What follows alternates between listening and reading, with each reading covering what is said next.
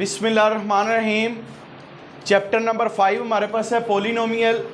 तो यहाँ पे हम एक्सरसाइज 5.1 का क्वेश्चन नंबर 4 सॉल्व करने लगे हैं। तो क्वेश्चन नंबर 4 से पहले हमारे पास डेफिनेशन है पोलिनोमियल की। तो पोलिनोमियल क्या होता है? सिंपली इसका मतलब ये है, poly mean many, nomial mean expression. An expression with many term is called polynomial.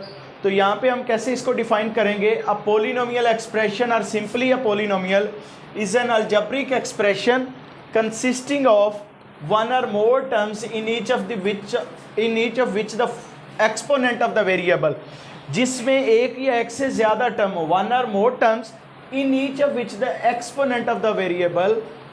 अब जिसमें हर टर्म में क्या हो? Exponent of the variable, variable की power, exponent of the variable is zero. Variable की पावर क्या हो? जीरो हो आर पॉजिटिव इंटीजर या फिर पॉजिटिव इंटीजर हो, तो उस एक्सप्रेशन को हम क्या बोलेंगे? पोलिनोमियल। वो एक्सप्रेशन जिसमें वेरिएबल की पावर जो है वो पॉजिटिव इंटीजर हो या ज़ीरो हो, वो हमारे पास क्या होगा? पोलिनोमियल होगा। जैसे हमारे पास ये 13 है, 13 आपको कांस्टेंट लग रहा है, लेकिन every constant can be written as in the form of polynomial. कैसे? ये 13 इक्वल्स टू हम लिख सकते हैं 13x पर 0।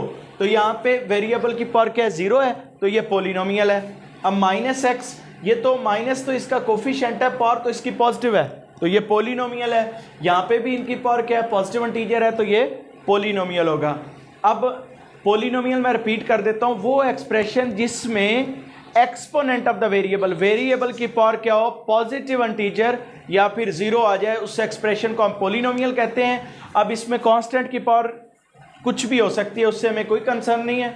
हमने वेरिएबल की पावर देखनी है, वो अगर 0 या पॉजिटिव इंटीजर है तो वो क्या होगा? हमारे पास पोलिनोमियल हो जाएगा। अब एक्सरसाइज 5.1 का क्वेश्चन नंबर 4 है हमारे पास, separate the polynomial expression and expression that are not polynomial. तो इसमें हमने पोलिनोमियल और जो पोलिनोमियल नहीं है वो सेपरेट करने हैं। तो क्वेश्चन नंबर 4 का फर्स्ट पार्ट देखें, x² + x - 1, क्या ये पोलिनोमियल है? जी बिल्कुल है, क्योंकि इसमें वेरिएबल की पावर क्या? पॉजिटिव इंटीजर है। तो पॉजिटिव इंटीजर आ जाए तो वो क्या होगा? पोलिनोमियल होगा। तो यहाँ पे इसका आंसर राइट कर दें, इट इज़ अ पोलिनोमियल। इसके बाद ये x² y + xy², यहाँ पे भी एक्सपोनेंट क्या है वेरिएबल का? पॉजिटिव इंटीजर है, तो ये भी हमारे पास क्या होगा? पोलिनोमियल होगा। इसके बाद हमारे पास यहाँ पे एक्सपोनेंट क्या है? नेगेटिव है। वेरिएबल में एक्सपोनेंट क्या आ गया है? उसकी पावर क्या आ गई है? नेगेटिव आ गई है। तो जब पावर नेगेटिव आ जाएगी तो वो पोलिनोमियल नहीं होगा। तो यहाँ राइट कर दे, नॉट अ पोलिनोमियल। अब इसके बाद फोर्थ पार्ट है x/y²। तो +1 - y²/x, ये पोलिनोमियल नहीं होगा। ये क्यों नहीं पोलिनोमियल होगा? क्योंकि जब हम ये फ्रैक्शन ख़त्म करेंगे तो ये पावर ऊपर नेगेटिव हो जाएगी। कैसे? ये x y पर -2, क्योंकि यहाँ पॉजिटिव है, तो +1 - y² x पर -1, तो नेगेटिव पावर आ गई है, तो इसलिए ये क्या है? Not a polynomial. तो ये पोलिनोमियल नहीं होगा हमारे पास, क्योंकि इसमें पॉजिटिव इंटीजर, इसका एक्सपोनेंट नहीं आया। इसके बाद हमारे पास फिफ्थ पार्ट है, इसमें हमारे पास वेरिएबल की पावर पॉजिटिव है, तो ये पोलिनोमियल होगा।